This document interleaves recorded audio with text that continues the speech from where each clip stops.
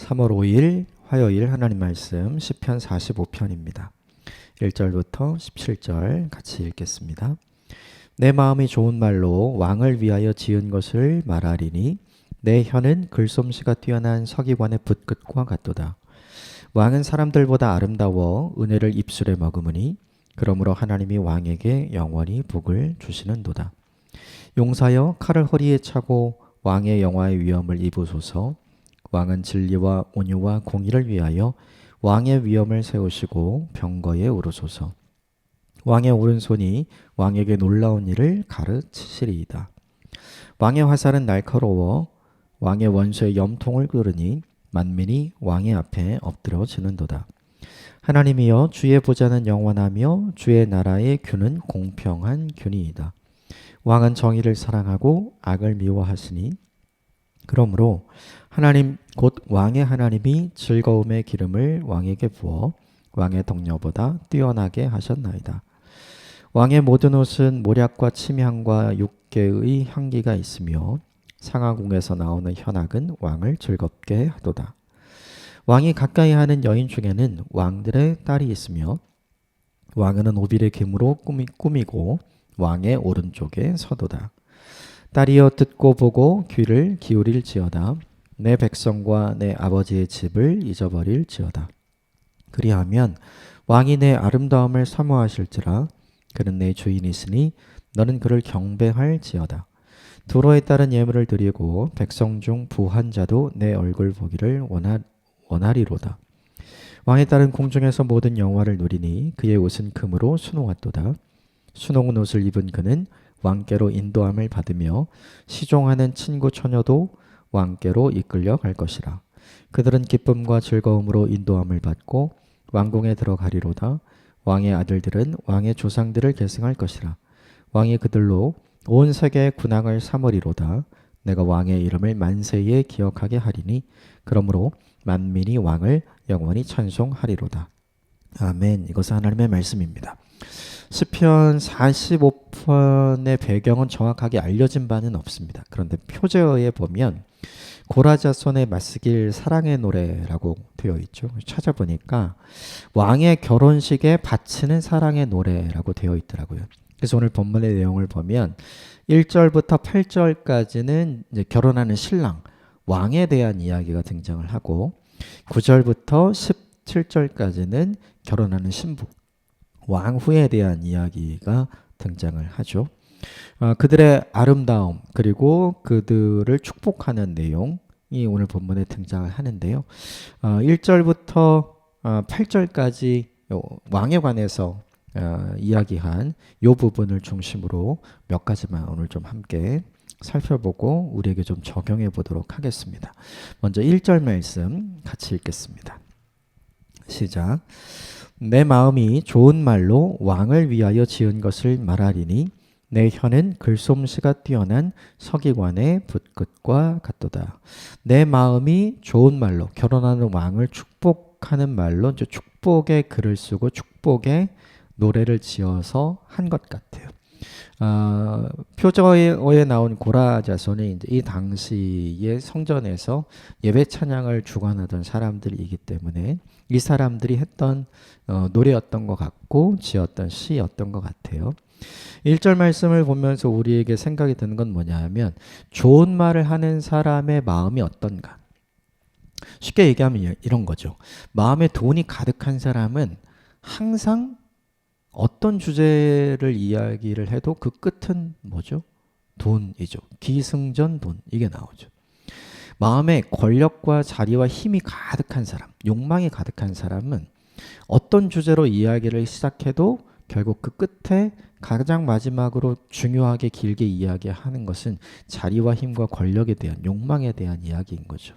그걸 보면 우리가 알 수 있는 게 있어요. 그건 뭐냐 하면 우리의 말은 우리의 마음속에 채워진 것이 나온다는 것이죠.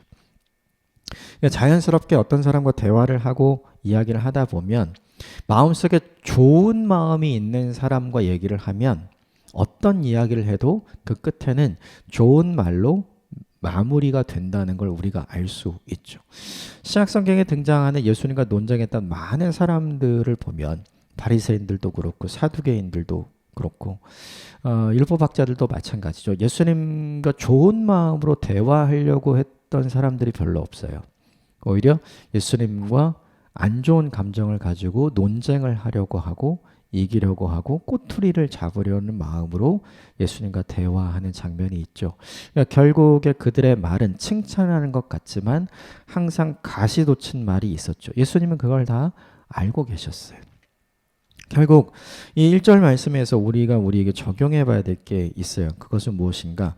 우리가 누군가를 축복하는 말을 할 때 또는 우리가 누군가에게 좋은 말을 할 때 결국 우리가 어떤 마음의 상태이어야 하는가? 결국 우리가 좋은 마음을 가져야 된다는 거죠. 근데 생각해 봐야 돼요. 내가 그를 향해 좋은 마음을 가지려면 어때야 되는가? 둘 중에 하나인 것 같아요. 그 사람이 나한테 굉장히 잘해주면 내가 그에게 좋은 마음을 갖게 됩니다. 근데 이것은 항상 가변적이에요. 왜냐하면 사람은 항상 바뀌니까요. 그 사람이 나한테 잘해줄 수도 있지만 오히려 어떤 때에는 그 사람이 나한테 잘 못할 때도 있거든요. 그러면 난 자연스럽게 그 사람이 나에게 잘 못했기 때문에 좋은 마음을 갖지 못하는 것을 당연하게 생각하는 거죠. 그러면 좋은 말이 안 나가겠죠. 근데 되게 중요한 건 항상 좋은 마음을 갖기 위해서는 어떻게 해야 되는가? 그것은 그 사람에 대한 하나님 아버지의 마음을 가지면 좋을 것 같아요. 예수님은 분명 제자들도 책망을 하셨지만 바리새인들과 서기관들 그리고 사두개인들과 헤롯 당도 다 책망을 하시죠. 그런데 책망을 하실 때 결코 그들을 미워하지 않으셨어요. 그들을 돌이키려는 마음을 가지고 책망을 하시죠. 심지어는 가룟 유다도 마찬가지죠. 끝까지 돌아왔으면 하는 마음으로 기회를 주시고 좋은 마음으로 이야기를 하시는 것이 예수님이었잖아요. 결국 이 본문 1절의 말씀에 우리가 좋은 말 하기 위해서 필요한 건 뭐냐면 좋은 말을 어떻게 할까를 연습하는 게 아니라 좋으신 하나님의 마음을 품으면 우리가 자연스럽게 좋은 말을 하는 사람이 되는 것 같아요. 이 이야기는 좋은 말 하는 사람이 되도록 노력해야 하는 것이 우리에게 필요한 것이 아니라 좋은 말 하는 사람이 되기 위해 내가 노력해야 되는 것이 필요한 게 아니라 좋으신 하나님의 마음을 품으려고 노력해야 자연스럽게 내가 좋은 말 하는 사람으로 바뀌게 된다는 거죠. 결국 1절의 말씀을 통해서 우리에게 적용하고 싶은 것이 있어요. 그렇죠? 좋은 말로 왕을 위하여 축복했던 사람들이 갖고 있었던 그 마음이 어떤 것일까? 왕이 그에게 잘해 주었기 때문에 좋은 마음을 가졌을까? 그렇지 않다고 생각을 해요. 좋으신 하나님께서 우리가 축복할 수 있는 이런 왕을 세워주신 것에 대한 하나님께 대한 감사하는 마음, 그리고 그 하나님의 관점으로 하나님의 눈으로 이 왕을 바라보는 마음이 오늘 본문에 있는 고라 자손들에게 있었기 때문에 자연스럽게 그를 위해 좋은 말을 할 수 있는 사람으로 바뀌어진 것 같거든요. 결국 이것을 저에게 적용하고 싶습니다. 좋은 말 하는 사람이 되기보다 먼저 우리가 해야 할 일은 하나님 아버지의 좋은 마음을 품은 사람이 되는 것. 이것이 우리에게 먼저입니다. 그러면 우리가 좋은 말 하는 사람이 되려고 노력하지 않아도 우리의 마음에 하나님의 좋으신 마음이 이미 풍성하게 있기 때문에 자연스럽게 이 좋은 마음으로부터 나오는 좋은 말이 우리의 입술에 있게 될 것이기 때문이죠. 그러므로 좋은 말 하는 사람이 되기보다 좋은 마음을 가진 하나님의 사람이 되시기를 주님의 이름으로 축복합니다. 두 번째 2절 같이 읽겠습니다. 시작. 왕은 사람들보다 아름다워 은혜를 입술에 머금으니 그러므로 하나님이 왕에게 영원히 복을 주시도다. 오늘 본문 우리말 번역이 된 것은 왕이 사람들보다 아름답고 또 은혜로운 입술을 했기 때문에 하나님께서 왕에게 복을 주신 것이다. 그러니까 이렇게 원인과 결과로 보이지만 사실은 본문을 보면 거꾸로입니다. 그러니까 이렇게 되는 거예요. 하나님께서 왕에게 영원한 복을 주셨기 때문에 왕이 아름다워진 것이고 또 왕은 은혜의 입술을 머금게 된 것입니다. 다시 말하면 2절이 보여주는 건 뭐냐면 하나님이 복을 주신 사람의 특징에 대해서 이야기하는 거예요. 첫 번째는 뭐냐 하면 아름답다, 탁월해진다는 거죠. 개인의 능력으로 탁월해진 것이 아니라 하나님의 그를 탁월하게 만들어 주신 거예요. 두 번째는 뭐냐면 하나님이 주신 복을 받은 사람은 이 탁월함도 있지만 되게 실력 있는 사람은 실력 발휘하고 싶어 하잖아요. 자신의 실력을 드러내고 싶어 하잖아요. 그걸 약간 옆에서 보면 우린 그걸 교만이라고 부를 수 있거든요. 그런데 오늘 본문에 이 사람은 그렇게 교만하게 자기의 탁월함을 잘 드러내는 것이 아니라 은혜의 입술을 머금었다. 이렇게 이야기하는 거죠. 자기 잘난 맛을 보여주는 사람이 아닌 거예요, 이 사람은. 나를 이렇게 탁월하게 해주신 분이 누구인지를 드러내는 말을 한 거죠. 또 하나, 자기를 드러내는 말을 한 것이 아니라 내가 있게 한, 나를 도와준 사람들을 드러내는 말을 했던 거예요. 결국 이 사람의 입술에 있는 말이 전혀 다른 거죠. 이 본문이 우리에게 알려주는 메시지가 있는 것 같아요. 우리는 모두 다 하나님께서 주시는 은혜와 복을 받기 원하잖아요. 내가 하나님의 은혜와 복을 받은 사람인지 결정적으로 알 수 있는 방법이 있어요. 그것은 오늘 본문에 두 가지가 나오는데 탁월함과 그리고 말의 은혜잖아요. 근데 이걸 적용할 때 거꾸로 적용하면 될 것 같아요. 탁월해도 말의 은혜가 없는 사람이 너무 많잖아요. 실력은 좋은데 너무나 비뚤어지고 교만한 사람 굉장히 많죠. 우리는 그런 사람을 하나님이 복을 주신 사람이다 이렇게 얘기하지 않거든요. 그러니까 거꾸로 봐야 돼요. 저 사람 말에 저런 은혜가 있어. 자신의 탁월함을 드러낸 것이 아니라 자신을 탁월하게 하신 하나님을 드러내고 자신의 뛰어남을 드러나게 하는 것이 아니라 나를 뛰어나게 하도록 만든 내 주변에 있는 사람들을 드러나게 하는 사람. 즉 내가 어떤 말을 하는 사람인가가 내가 하나님께서 어떤 복을 주신 사람이냐로 드러나게 되는 거죠. 하나님께서 주신 복을 주신 사람은 은혜로운 말을 하는 사람. 그러니까 자기 잘난 맛에 자기 자랑하는 사람이 아닌 거죠. 하나님 자랑하는 사람. 그리고 내 옆에 내가 이렇게 탁월함을 발휘하도록 나를 도왔던 사람들, 내 옆에 있는 사람들을 세우는 말을 하는 사람. 저주의 말을 하는 사람이 아니라 누군가를 살려내는 생명의 말을 하는 사람. 누군가를 넘어뜨리는 말을 하는 사람이 아니라 누군가를 탁월하게 세우는 말을 하는 사람. 누군가에게 상처 주고 누군가에게 칼이 될 수 있는, 비수가 될 수 있는 말을 하는 사람이 아니라 오히려 그에게 격려가 되고 따뜻한 위로가 되는 말을 하는 사람. 이 사람이 하나님이 세워주신, 하나님이 복 내려주신 사람이라는 거죠. 이것을 좀 우리에게 적용해 보았으면 좋겠어요. 가장 가까이는 내가 내 가족에게 어떻게 대하는가, 내가 내 자녀에게 어떻게 대하는가, 조금 더 가깝게는 내가 교회 공동체 안에서 어떻게 대하는가, 내가 하나님께서 내게 허락하신 삶의 자리에서 내가 사람들을 어떻게 대하고 또 어떤 말을 어떻게 하는 사람이 되는가. 오늘 본문에 이 두 가지가 저와 여러분 모두에게 있었으면 좋겠어요. 하나님이 주시는 복 때문에 탁월함이 저에게 있었으면 좋겠어요. 이 탁월함 때문에 교만함 대신 이 탁월함 때문에 은혜의 말이 저와 여러분의 입술에 있게 되는 하나님의 사람이 되시기를 주님의 이름으로 축복합니다. 그래서 누군가가 우리를 만나면 우리의 잘남을 보게 되는 것이 아니라 우리를 이렇게 있게 하신 하나님의 탁월함을 바라보고 느낄 수 있는 사람. 우리를 통해서 상처되는 말이나 넘어뜨리는 말이나 기죽이는 말이 아니라 누군가를 살려내고 위로가 되고 격려가 되는 말을 듣는 축복의 통로가 되기를 주님의 이름으로 축복합니다. 4절 말씀 같이 읽을까요? 4절 같이 읽겠습니다. 시작. 왕은 진리와 온유와 공의를 위하여 왕의 위엄을 세우시고 병거에 오르소서. 왕이 오른손으로 왕에게 놀라운 일을 가르치리다. 왕이 왕의 자리를 지키기 위해서 해야 되는 많은 일이 있는데 그 중에 하나가 뭐냐면 싸우는 일이에요. 자신의 권력을 지키기 위해서 싸워야 되고 또 자신의 백성을 보호하기 위해서 싸워야 되죠.